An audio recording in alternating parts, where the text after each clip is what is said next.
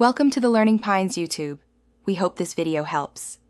Ensure Node 14 or later is installed before creating a Vite project. Use npx create Vite at latest to scaffold a project and choose a template for React or Vue. Open the new project folder directly in VS Code to enable editor features. Run npm install to fetch dependencies and node modules in your workspace.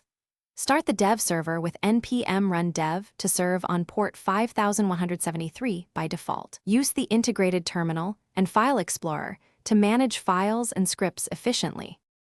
Start the dev server with npm run dev to serve your app on port 5173. Open the browser and use the Vite HMR feature to see instant updates without full reloads. Configure a VS Code launch. JSON to attach the debugger to port 5173 for breakpoint debugging.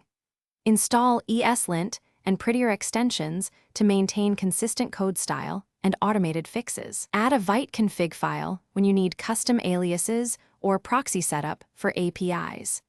Keep the integrated terminal and browser console open while developing for quick feedback. Run npm run build to produce optimized bundles ready for deployment from the dist folder. Test both the dev server and the production build to compare behaviors and performance metrics. Use source map options in Vite config to aid debugging of production bundles when necessary.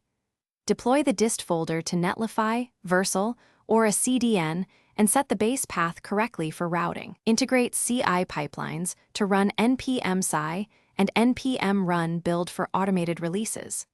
Monitor bundle size and use code splitting or dynamic imports to reduce initial load. Thanks for watching.